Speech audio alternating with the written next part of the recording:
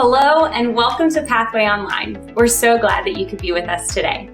Psalm 33 verses 4 through 5 says, "For the word of the Lord is right and true. He is faithful in all he does. The Lord loves righteousness and justice. The earth is full of his unfailing love." If our eyes are open to it, there is not a place we could go without seeing the traces of God's great love and mercy.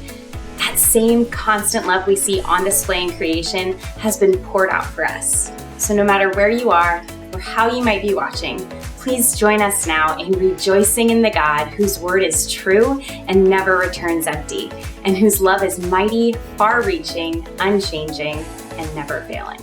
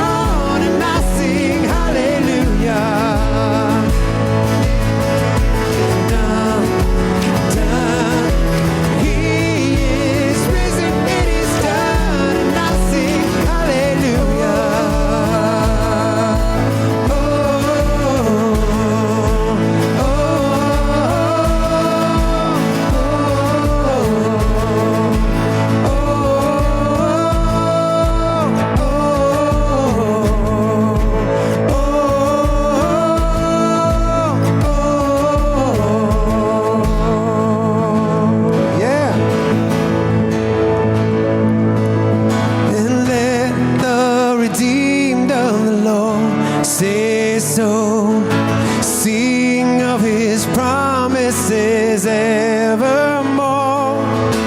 Pour out your thankfulness, let it overflow. Let the redeemed of the Lord say so. He led me out of the desert, brought me into his streams, a river of living water, turned my bitter into sweet, and all my burdens are lifted. He took the shackles off my feet. There's no sound louder than a captive set free. Here we go. So let the redeemed of the Lord say so. Sing of his promises evermore. Pour out your thankfulness, let it overflow. Let the redeemed of the Lord say so. Yeah. There is joy in the morning, springing up in my soul. There is life worth living, 'cause he calls me his own. And there's a hallelujah after sweet victory. There's no sound louder than a captive set free. There's no sound louder than a captive set free. So let the redeemed of the Lord say so. Sing of his promises evermore. Pour out your thankfulness, let it overflow. Let the redeemed of the Lord say so.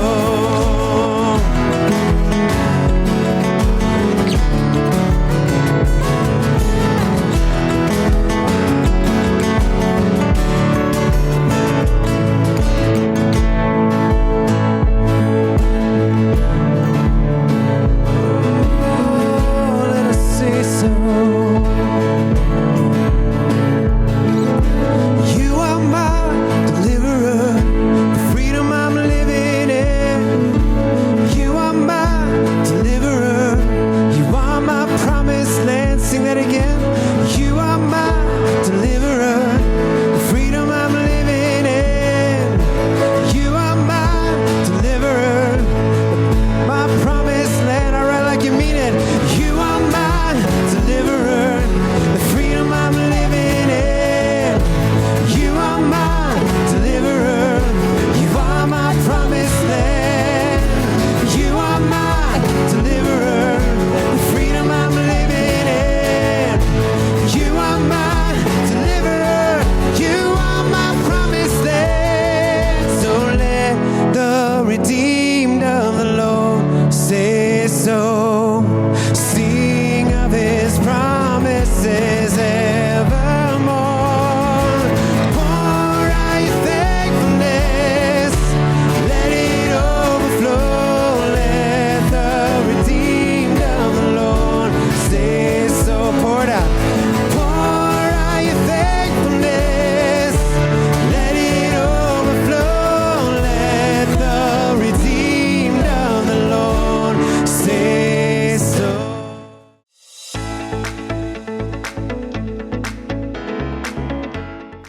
Hello again, and thanks for joining us today. My name is Mary, and it is so good to be with you. Before we return to worshiping God with our song, I'd like to call your attention to some special opportunities here at Pathway. One that will bless those far outside our church walls, and another which celebrates what is happening right here at Pathway. You've likely seen the heartbreaking images and heard the devastating stories of those displaced from their homes because of the war in Ukraine. Perhaps you've even wondered if and how you could possibly help. Well, Pathway is partnering with the House of Prayer in Pittsburgh to bless the refugees displaced by these horrific events. So next time you're out shopping for groceries, think of those faces and consider picking up a few non-perishable items and return them to the Chippewa or Moon campuses by May 14th. everything we purchase will be distributed to refugees who have fled to the borders between Ukraine and Poland until it is safe for them to return home. You can find a complete list of items to buy at lifeatpathway.com. If you're a member of Pathway, mark your calendar for Sunday, May 21st. This is the day we will gather for our annual celebration and business meeting right after the second service on our Chippewa campus. God has done and is doing a good work in this place. So join us on the 23rd as we praise Him for it and hear stories about lives transformed. During our brief time together, we'll also cast votes on important items like our budget and our church leadership. We hope you'll make every effort to be with us. Once again, let's prepare our hearts and lift our voices together in songs of praise to our good God.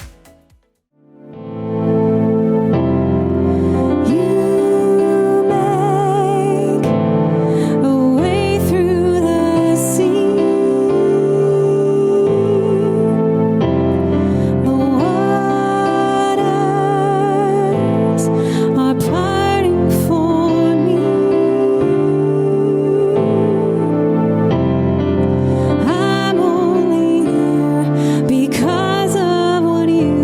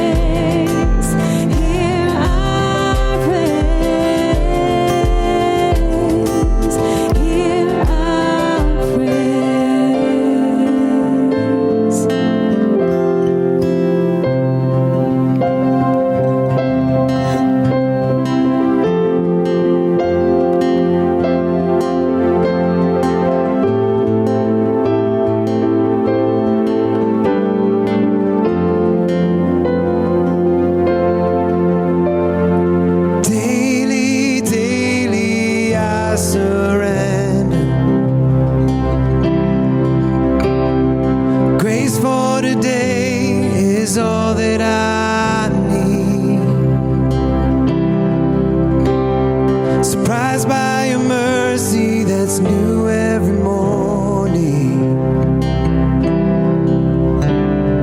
Awaken my soul to sing. Awaken my soul to sing. I will trust where you lead. I will trust when I can't see. Morning by morning, great is your faithfulness to me. Breath by breath, overtaken by wonder. One step at a time when I'm overwhelmed. Strength for today and right home for tomorrow. Awaken my soul to sing. Awaken my soul to sing. I will trust where you lead. I will trust when I can't see. Morning by morning, great is your faithfulness to me. I will trust with all my heart. You are good. You're always on. Morning by morning, great is your faithfulness to me. All fear be reminded, my future is secure. Oh, my Father has spoken, and He keeps His every word. All fear be reminded, my future is secure. Oh, my Father has spoken, and He keeps His every word. I will trust. I will trust. Morning by morning,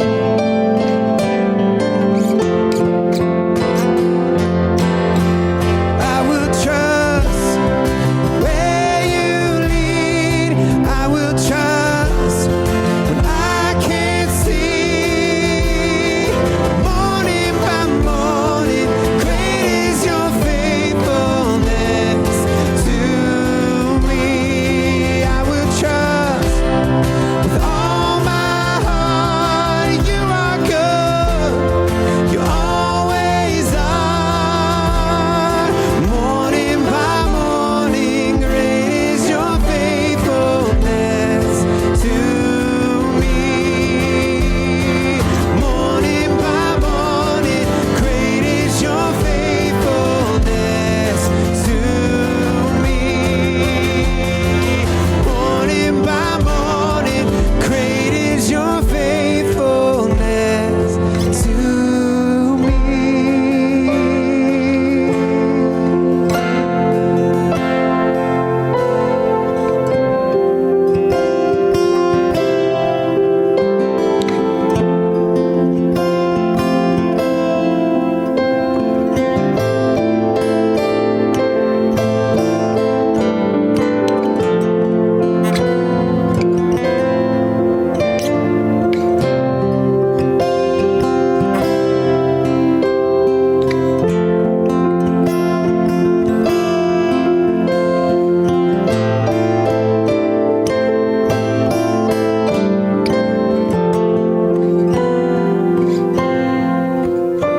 Lord God, we thank you for your faithfulness that never ceases, that never stops. We pray, God, that you would help us in these moments to be reminded of your goodness. That you are the one who is with us, who goes before us, the one that we desire to follow and serve, God. We thank you that you have invited us into this place of worship. That you've invited us into a relationship. That you've invited us into your kingdom. I pray, God, that we would be a people who walk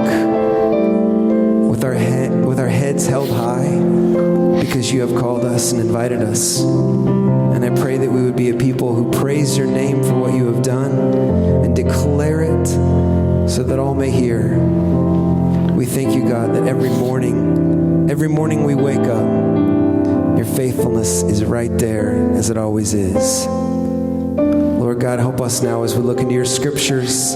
Turn our hearts and our attention to you. May your Spirit awaken something fresh within us, that we might follow you as your people, as your children, as your church. Thank you for this time. In Jesus' name we pray. Amen. You may be seated.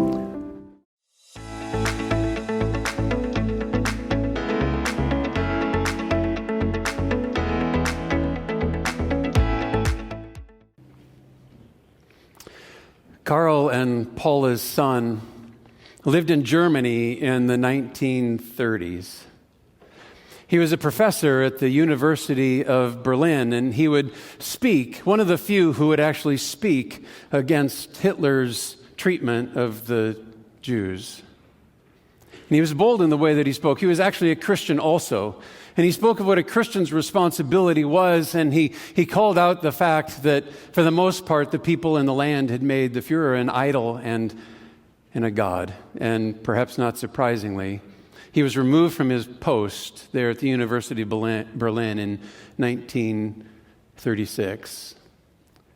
Unfortunately, there weren't many people in Germany at that time who were willing to speak against the atrocities that were happening to the Jews. And because of that, in 1937, Karl and Paula's son wrote a manifesto castigating Christians for the way that they were living, for choosing comfort over commitment and choosing safety over sacrifice. But he kept speaking and kept speaking. And because some of his friends knew the risk that he was under, they whisked him away from Germany to America in 1939. And it would have been very easy, you would think, for someone in that circumstance to just stay in America in the relative comfort and ease and safety that he would have experienced there. But he couldn't do it. He knew that he had responsibilities back at home, and so he left and went back to Germany.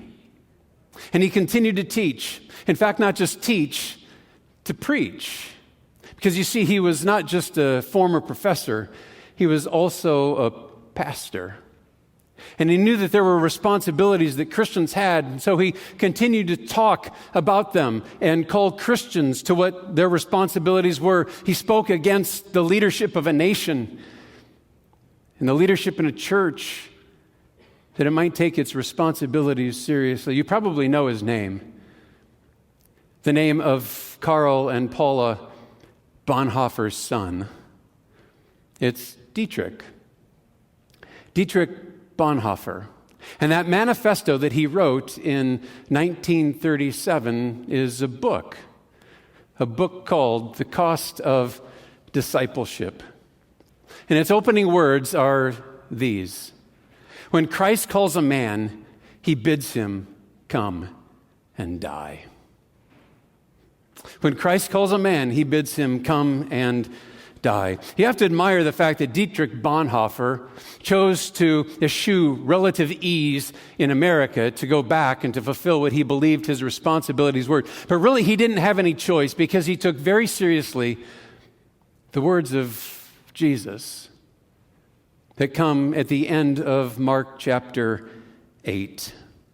He was absolutely convinced that Jesus was speaking the truth when Jesus said, "For whoever would save his life will lose it, but whoever loses his life for my sake and the gospel will save it."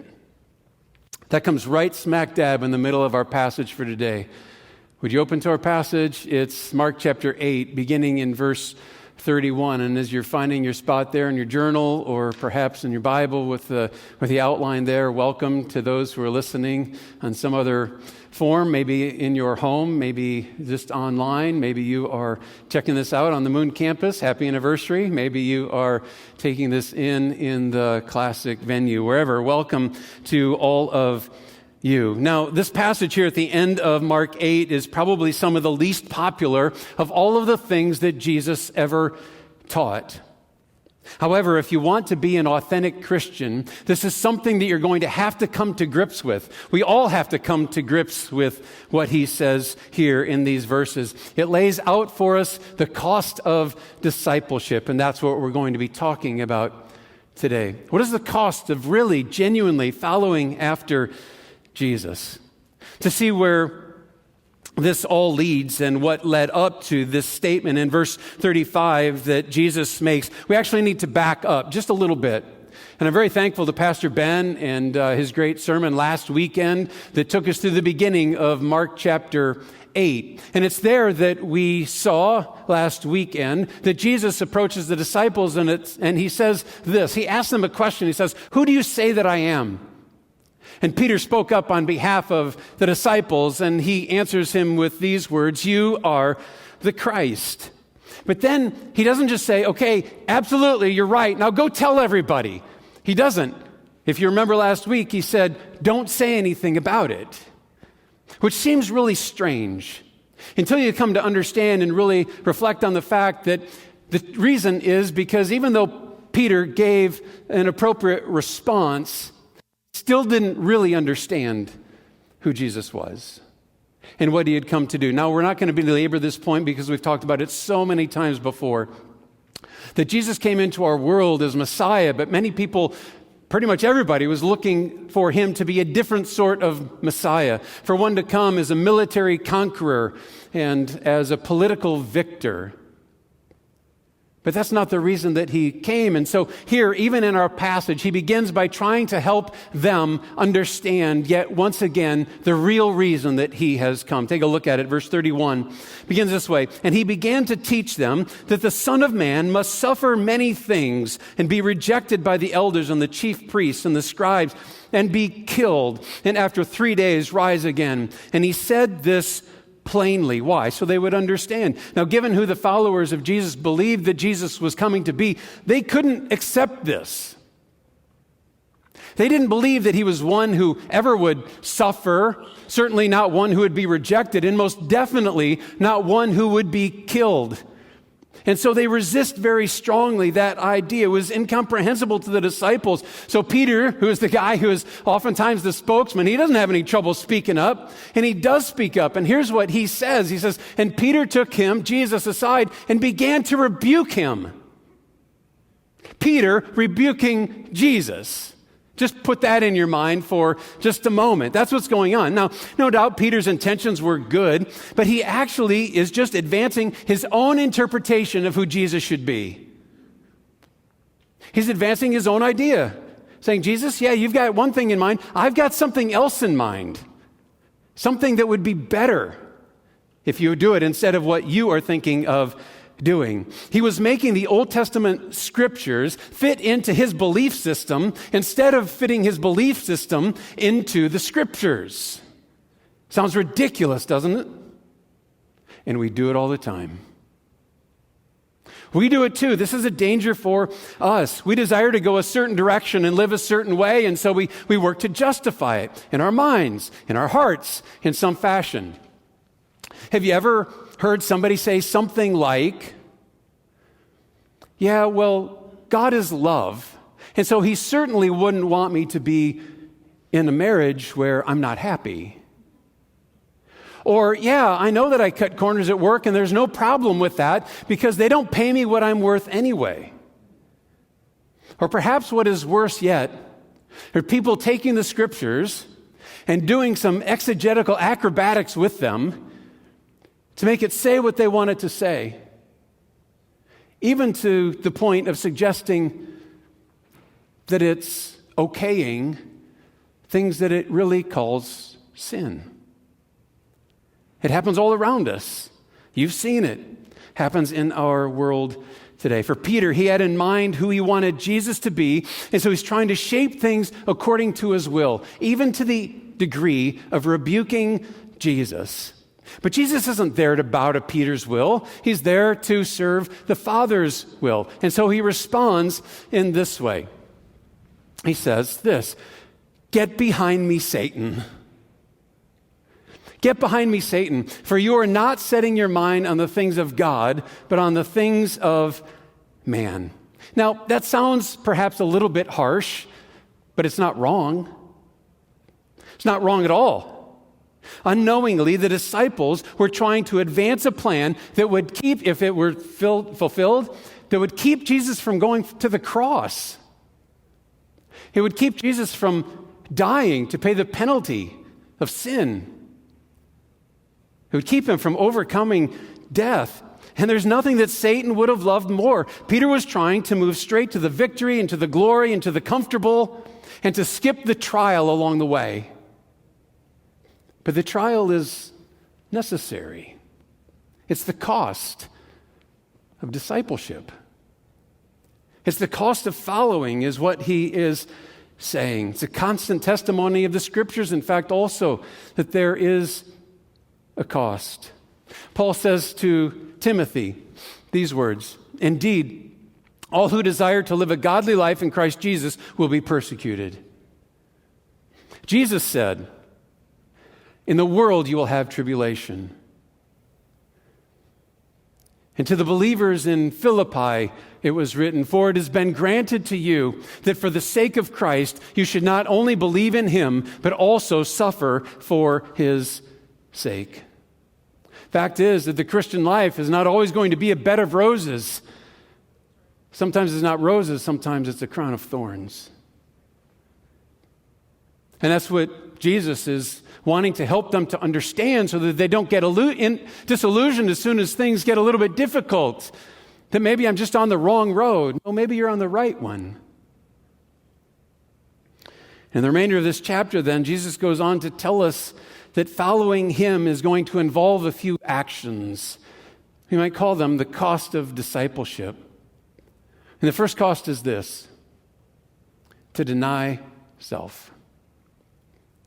To deny self. In a world that's filled with books with titles like "I Love Me" and 2001 Ways to Pamper Yourself, a message like this one would seem to sort of stand out, and it does.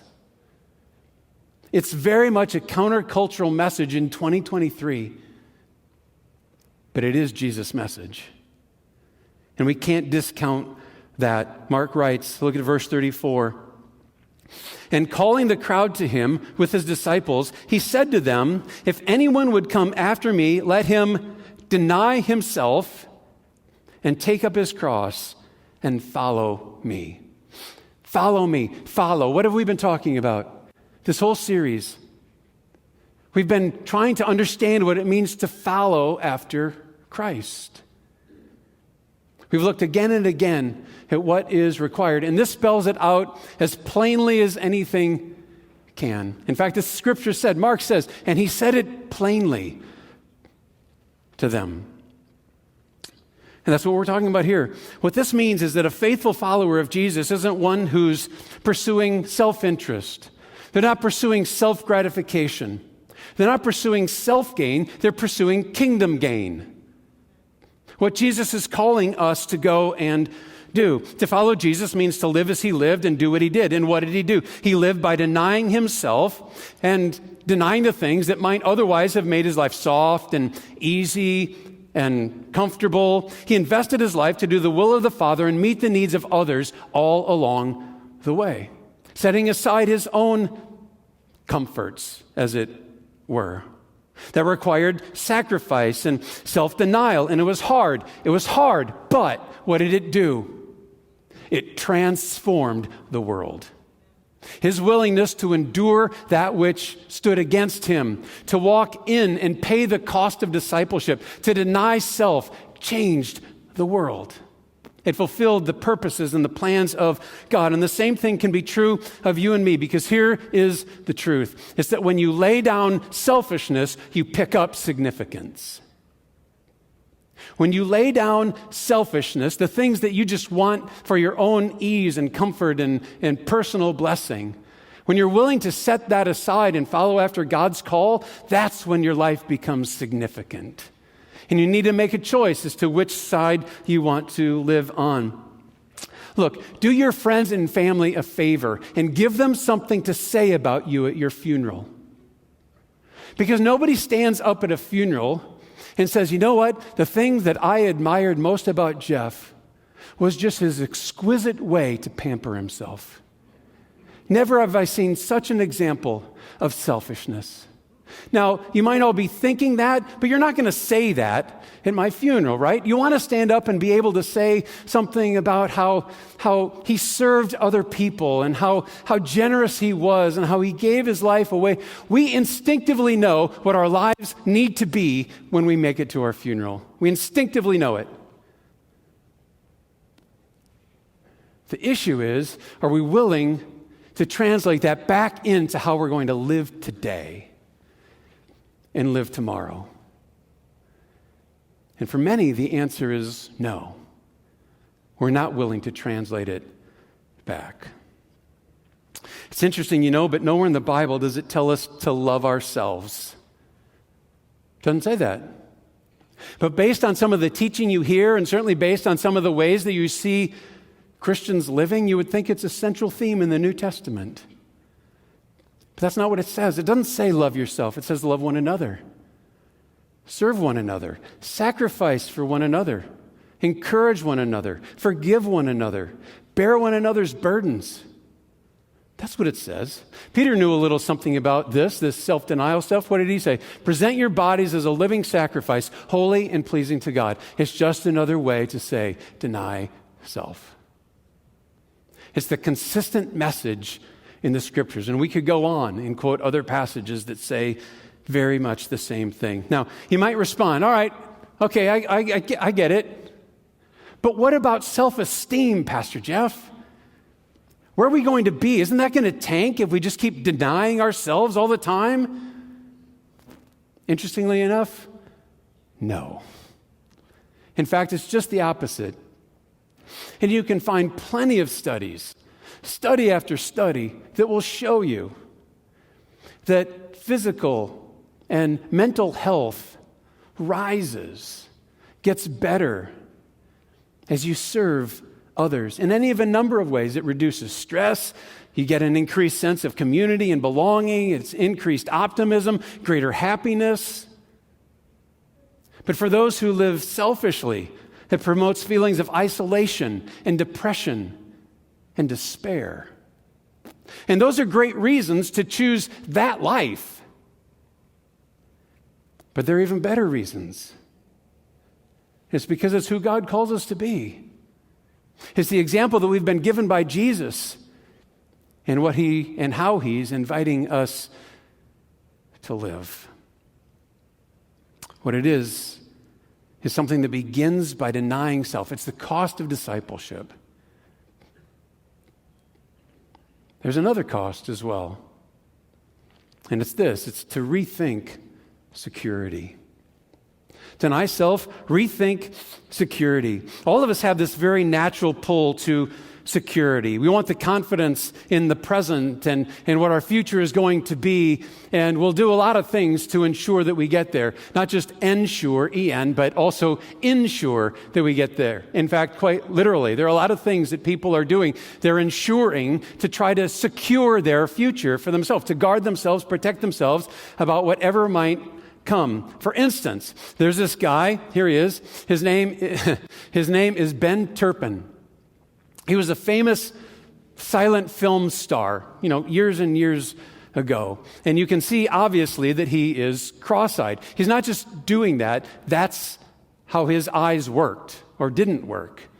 And so he knew that that's what made him stand out and what actually made him get jobs and the rest. And so he took out an insurance policy so that he would be paid handsomely if his eyes ever uncrossed, trying to secure his future. Or you can purchase insurance that will pay you if you get pregnant and ended up having twins or triplets instead of just a single birth. Which makes me wonder what Halima Sissa would have received if she had been insured when she gave birth to 9 in 2021.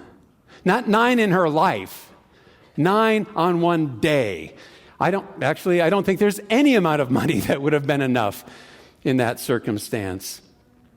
Or you can even insure yourself against being abducted by aliens. You can take out insurance for that very purpose if you want to do so. I guess that assumes that you get let go so that you can eventually get paid, right? But the St. Lawrence Agency in Florida was the first company to provide this sort of insurance in case you ever got abducted by aliens. Now, here's the interesting thing. They've paid out 2 claims. I don't know what that's about, but yeah, I don't know exactly. All right. So there are lots of attempts that are being made to ensure security, to take care of ourselves so that we're all set up and so that it's all going to work out well. And it's quite different from the approach that Jesus suggests. Look at verse 35. For whoever would save his life will lose it, but whoever loses his life for my sake and the gospel's will save it. Jesus is saying that there are 2 paths. You can choose one of 2 different paths in life. You can go after your own interests. You can make life all about yourself. You can take everything that you earn and apply it to accumulating stuff. And he calls that saving your life for your own sake. The other path is what he calls losing your life for my sake. It means saying no to the things that would keep you from living a life that is sold out for Jesus. Now, which of those are you seeing modeled before you in the world today? You're seeing the former, right? Isn't that how a lot of your friends and coworkers and neighbors are living their life? Isn't that the model that is out there? It looks successful when you get all of that stuff accumulated. And we sort of get sucked into that. And Jesus is saying, yeah, that's one option. And one of the reasons we get sucked in isn't just because we like a lot of stuff, it's because we feel secure. We're working to secure our own future in that regard. It gives us some status. But Jesus offers a different assessment and conclusion. He says that the one who saves his own life is actually losing it because he's giving it for temporal purposes that might have a thrill in the moment, but it leaves you completely empty for the future. He says the better way is to pursue what the world might say is a loss, but it actually aligns us with God's will in the moment and God's blessing for the future. Verse 36. For what does it profit a man to gain the whole world and forfeit his soul? For what can a man give in return for his soul? When Jesus came into our world and died on the cross, taking care of our sin problem, it wasn't just to set us up to live how we wanted, to just do whatever we felt like doing, so that life could be easy and comfortable for us. For all of us who have put our trust in him, he saved our soul for all eternity. That's what he did. And Jesus is asking why anyone would want to throw away all of that for self-serving purposes. And to forfeit, he says, your soul. He says it doesn't make sense. It's not a good trade-off. It might feel good in the moment, but you're just going to find it to be empty. And there are many people who have recognized the traps that are found in the here and now, and they've made decisions to loosen their grip on them. And one of the ones that has always stood out to me is a guy by the name of C.T. Studd. I don't know if you're familiar with him. He's a guy who is a professional athlete, amazing athlete, set up to earn millions and millions. Playing his cricket career is actually what he played. He was considered to be sort of the Michael Jordan of his day. Just an amazing athlete. C.T. Studd. Don't you love that name, too? C.T. Studd. I think that is a great name. It is much better than the Major League Baseball pitcher. He was a pitcher. His name was Grant Balfour. That is not the name you want if you're a pitcher. It's a better name than the professional volleyball player. His name was Augustin Loser. And definitely better than, some of you will remember, it was a kicker for Pitt not very long ago. His name was Chris Blewett. Chris Blewett, yep. You don't want one of those names, but C.T. Studd is an awesome name. And he decided to leave it all behind and go and serve the Lord on the mission field. First in China, then on to India, eventually to Africa. On top of that, his father was an enormously wealthy man, and he left a huge inheritance for C.T. Studd, who proceeded to give it all away to serve other people. And to point out and explain to people why he did what he did, this is what he said. If Jesus Christ be God and died for me, then no sacrifice can be too great for me to make for him. Isn't that good? I'm going to read that again. If Jesus Christ be God and died for me, then no sacrifice can be too great for me to make for him. C.T. Studd, he looked at his life and evaluated it from these two different perspectives that Jesus says you can choose one. Pick the one that you want. One is in the moment, and he had a lot going for him in the moment that he could have lived by. Could have been enriched in this life, could have been famous.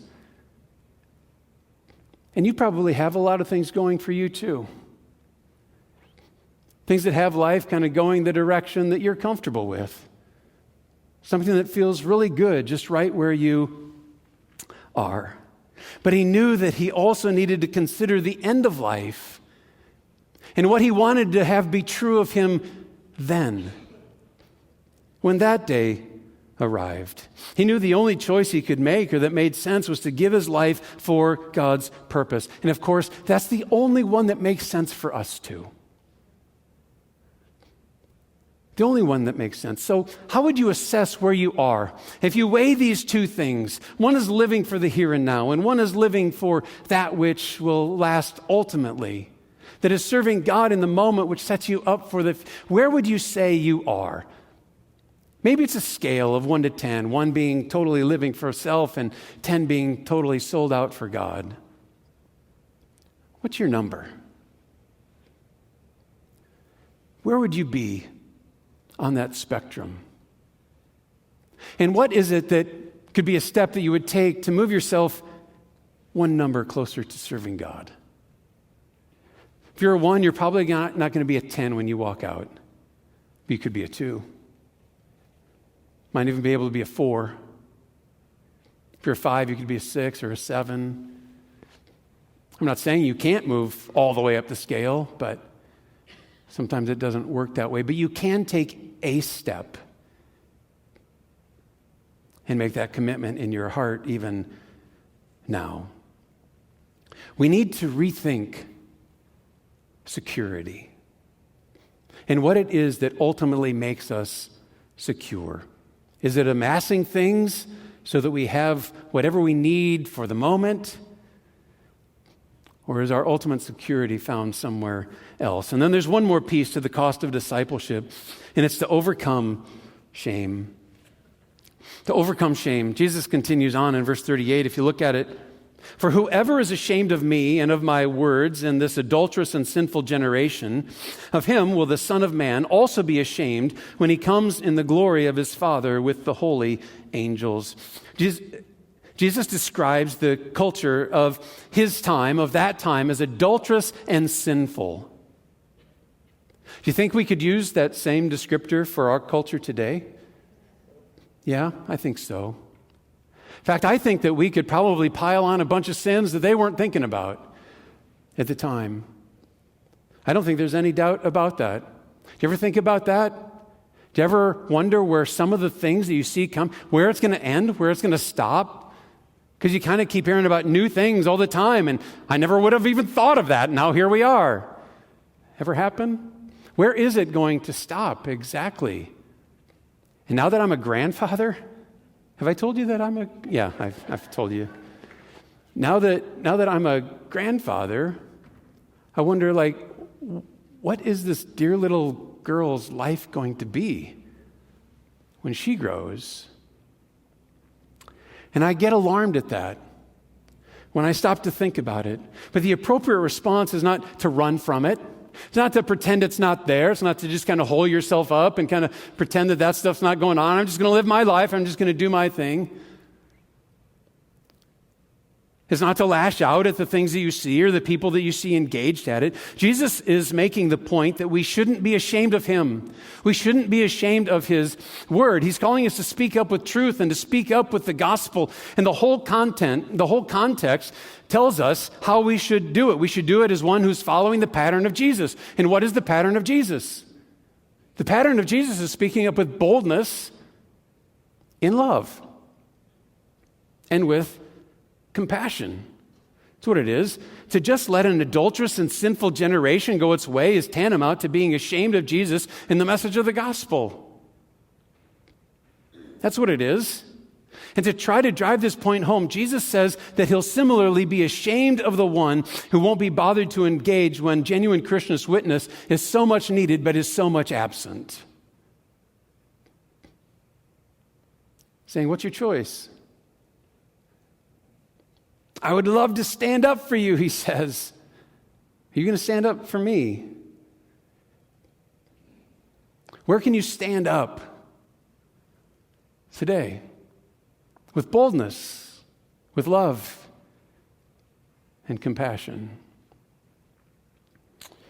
Friends, the cost of discipleship is very high.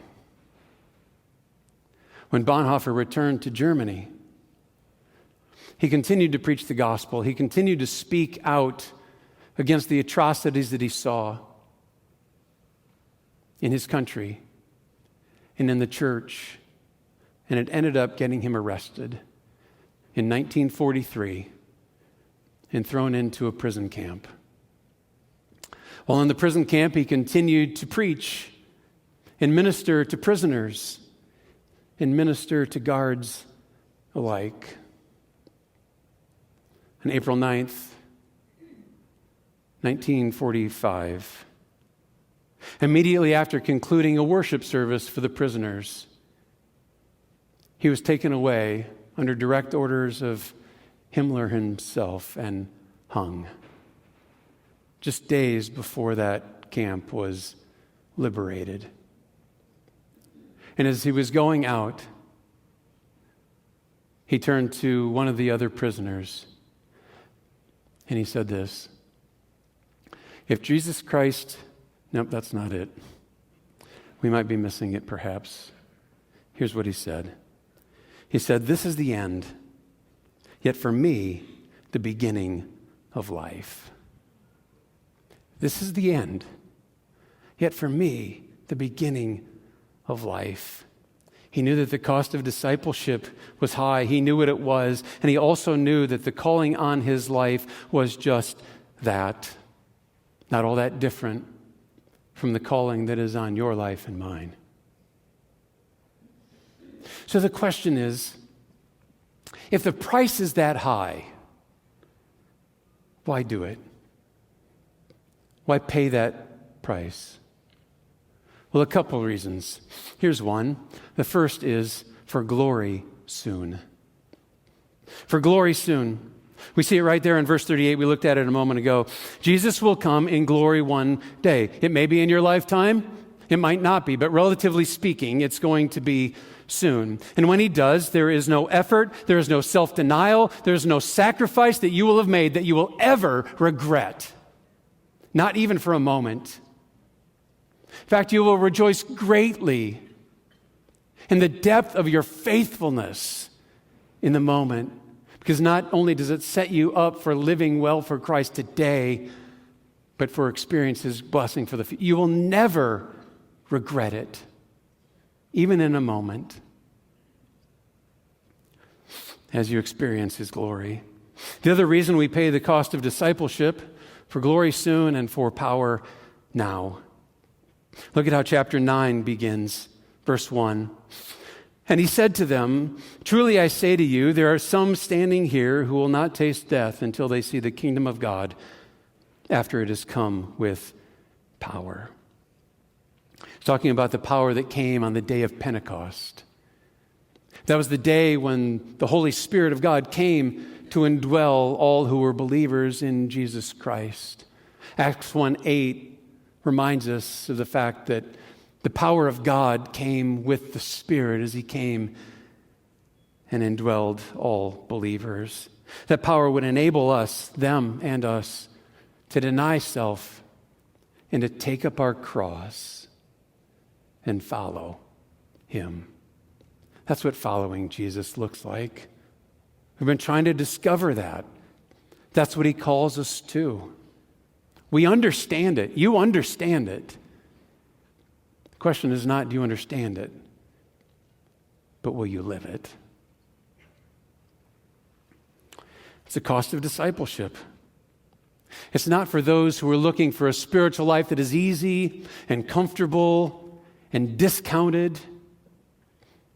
But if you want to live a life that is full and rich and dynamic and purposeful and meaningful and makes a difference, then look no further. This is it. This is what it means to follow Jesus. It's found in him. It won't be easy, but you'll discover total fulfillment in this life and for all eternity. Let's pray.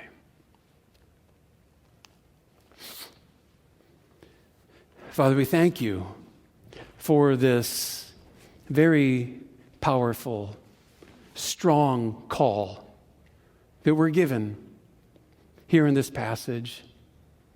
Jesus just lays it out.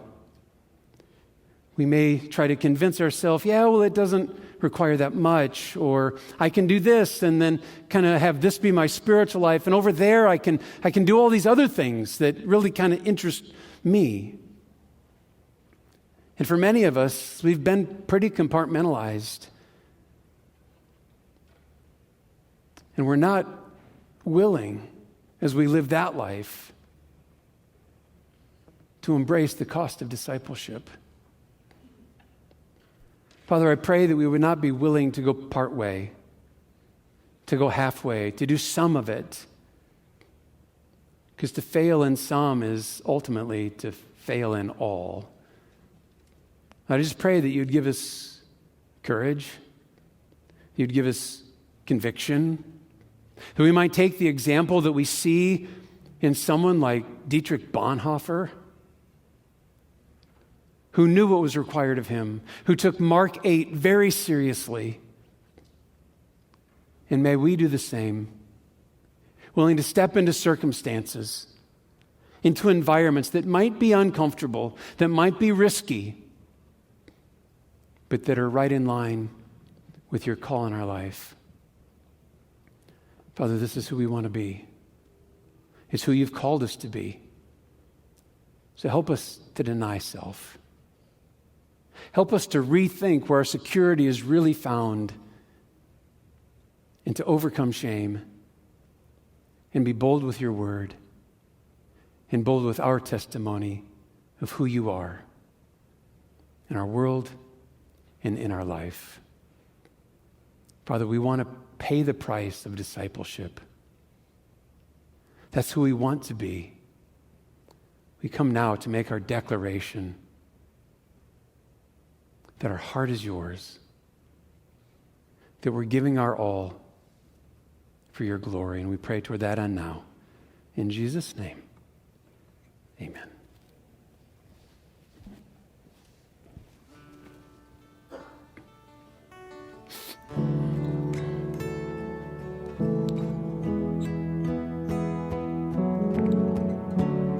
Would you stand and sing with us?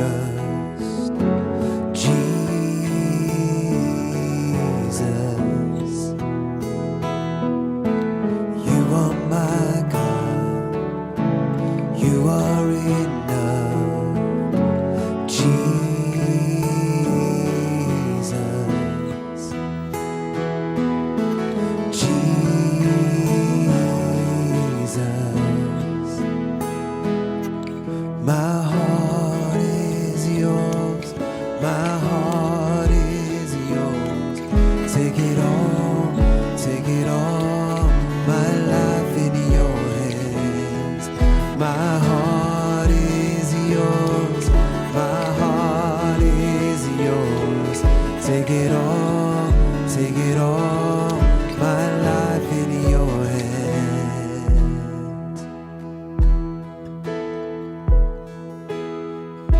I lay down my life, take up my cross, Jesus,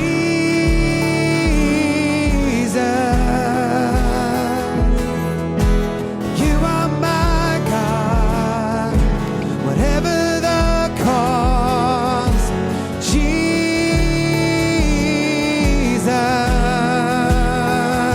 for you, Jesus,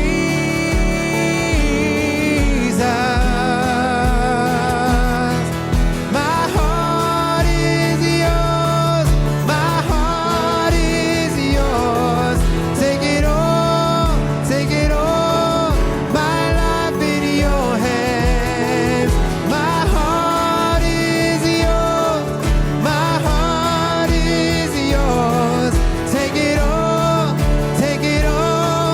my life in your hands, take it all, my life in your hands,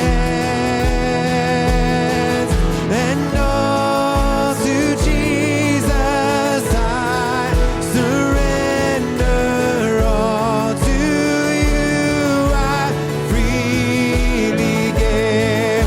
No, I will ever love and trust you in your presence. I will live. All to Jesus I surrender, all to you I freely give, and I will ever love and trust you in your presence. I will live. Oh, I will live. Sing, my heart is yours. My heart is yours. My heart is yours. Take it all, my life in your hands. Take it all, my life in your hands. If you would like prayer, you can come forward and receive that now. Thank you so much for being here. Have a great rest of your day.